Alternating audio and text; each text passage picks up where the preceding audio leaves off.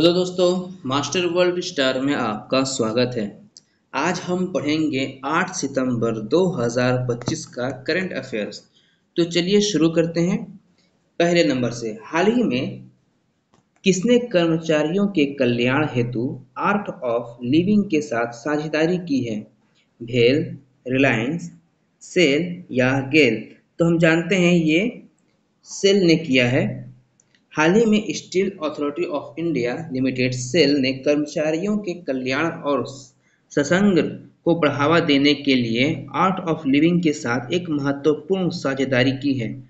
उन्होंने यह सहयोग व्यक्ति विकास केंद्र इंडिया (वीवीकेआई) के माध्यम से स्थापित किया है। इस साझेदारी के तहत सेल के कर्मचारियों के लिए भावनात्मक मजबूती, माइंडफुलनेस, नेतृत्व कौशल एवं शक्तिकरण और तनाव प्रबंधन के लिए संरचित कार्यक्रम उपलब्ध कराए जाएंगे। अगला क्वेश्चन हमारा है, हाल ही में किसकी पुस्तक Mother Mary Comes to Me का विमोचन किया गया है? तो Mother Mary Comes to Me का विमोचन जो है वो अरुंधति रॉय ने किया है। अगला है, हाल ही में युद्ध विराम के बाद यूक्रेन में सैनिक तैनात के लिए कितने देश तैयार हुए हैं? हम जानते हैं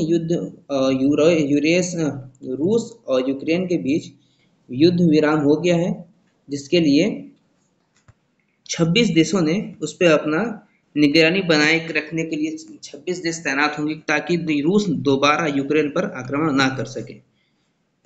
अगला है, हाल ही में शबाना महमूद को किस देश का गृह मंत्री नियुक्त किया गया है? तो देखिए, ब्रिटेन का गृह मंत्री यानी होम मिनिस्टर शबाना महमूद को चुना गया है। अगला है 5वां नंबर, हाल ही में किस उच्च न्यायालय ने न्यायपालिका को मजबूत करने के लिए डिजिटल पहल की शुरुआत की है? तो डिजिटल पहल की जो शुरुआत हुआ है वो हुआ है हमारे दिल्ली राजधानी में। दिल्ली उच्च न्यायालय ने अपना मोबाइल ऐप न्यायिक अधिकारियों के लिए HRMS portal, e office pilot project, MCD अपीली न्यायीकरण और किशोर न्याय बोर्डों को ई कोर्ट प्लेटफॉर्म पर शामिल करने और न्यायिक अभिलेखों के डिजिटल संरक्षण की शुरुआत की। इन परियोजनाओं का उद्देश्य न्यायपालिका को डिजिटल और तकनीकी रूप से मजबूत बनाना है। अगला है 6वां नंबर, हाल ही में किस राज्य के मुख्यमंत्री ने शिक्षकों के लिए कैशलेस चिकित्सा की घोषणा की है? तो हम जानते हैं ये काफ़ी चर्चा में रहा है। ये उत्तर प्रदेश के मुख्यमंत्री हैं योगी आदित्यनाथ। इन्होंने शिक्षकों और उसके परिवार के लिए जो मुफ्त चिकित्सा दिया जाएगा। जितने भी लोग स्कूल में काम करते हैं, चाहे वो रसोइया हो, चाहे झाड़ू मारने वाला हो, चाहे सफाई कर्मी हो, सबको ये सुविधा प्राप्त की जाएगी।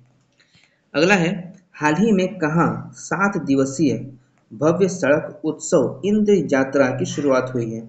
हम जानते हैं कि इंद्र यात्रा की जो शुरुआत हुई है ये कल नेपाल में हुआ था। हाल ही में 7 दिवसीय भव्य सड़क उत्सव इंद्र यात्रा की शुरुआत नेपाल की राजधानी काठमांडू में, विशेषकर काठमांडू दरबार स्क्वायर के पास हुई है। अगला है, हाल ही में किस देश ने 7 सितंबर को अपना स्वतंत्रता दिवस मनाया है? तो 7 सितंबर को ब्राज़ील ने अपना स्वतंत्रता दिवस मनाया है। 1822 में ब्राज़ील ने पुर्तगाल से खुद को आज़ाद किया था। अगला है, हाल ही में निम्नलिखित में से किस देश ने जहरीले समुद्र स्लग यानी नीले ड्रैगन के कारण पहली बार समुद्र तट बंद कर दिए गए हैं? ये भी काफ़ी चर्चा में रहा है, सोशल मीडिया पे काफ़ी चल रहा है ये चीज़। ये स्पेन में चल रहा है, एक प्रकार का जलीय जीव है जो काफ़ी जहरीला है। ठीक है, आज का हमारा इतना ही। अब हम कल का रिवाइज करेंगे। कल का 7 सितंबर का कल हम रिवाइज करेंगे।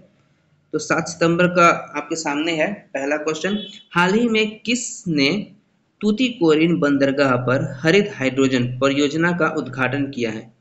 तो तूतीकोरिन बंदरगाह पर जो हरित हाइड्रोजन परियोजना का जो उद्घाटन हुआ है, इसे सर्बानंद सोनोवाल ने किया है। हम जानते हैं कि ये केंद्रीय बंदरगाह और नौ परिवहन जलमार्ग मंत्री है सर्बानंद सोनोवाल, और इन्होंने ही किया है। ये जो V.O. चिदम्बरम बंदरगाह पर किया है, और ये जो स्वतंत्रता सेनानी थे V.O. चिदम्बरम, उन्हीं के जयंती पर ये चीज़ किया गया है। अगला है, हाल ही में भारत ने किस देश के साथ कार्बन व्यापार और हरित निवेश को बढ़ावा देने के लिए संयुक्त आयोग समझौते पर हस्ताक्षर किए हैं? तो हम जानते हैं भारत जापान के साथ मिलकर हरित निवेश को बढ़ावा देगा। ठीक है, अगला देखते हैं। हाल ही में DPI IT किस देश के साथ मिलकर पूरे भारत में स्टार्टअप को समर्थन देने के लिए समझौता ज्ञापन पर हस्ताक्षर किए हैं?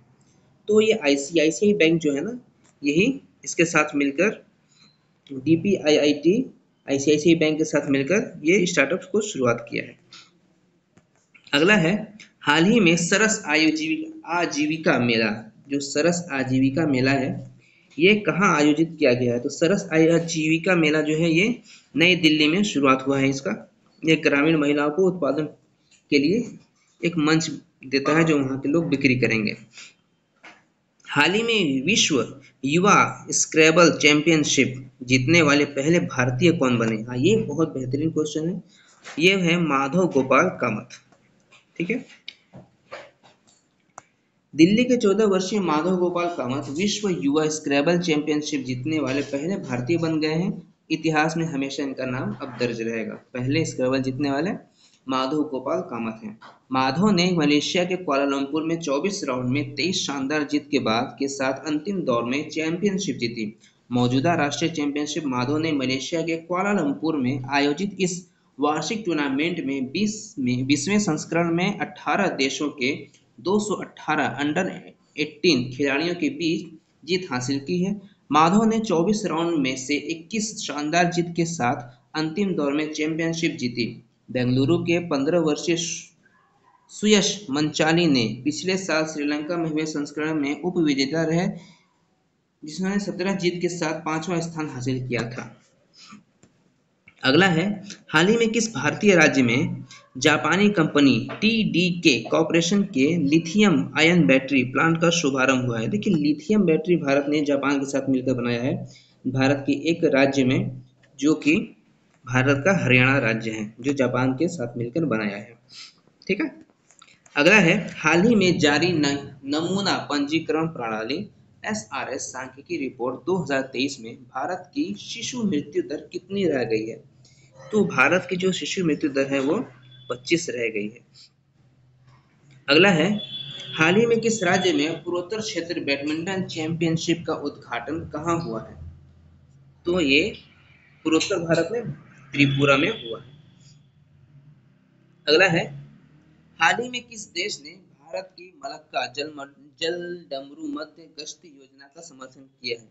तो भारत ने सिंगापुर के साथ मलक्का जलडमरू मध्य गश्ती योजना का समर्थन किया है, जो हिंद महासागर और दक्षिण सागर को आपस में जोड़ता है, वहीं पे ये किया गया है।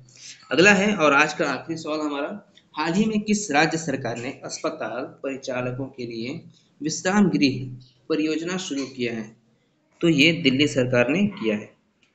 तो आज का हमारा यहाँ तक था। मिलते हैं अगले क्लास में। तब तक के लिए हमारे चैनल को लाइक करें, सब्सक्राइब करें और अपने दोस्तों को ज़रूर शेयर करें।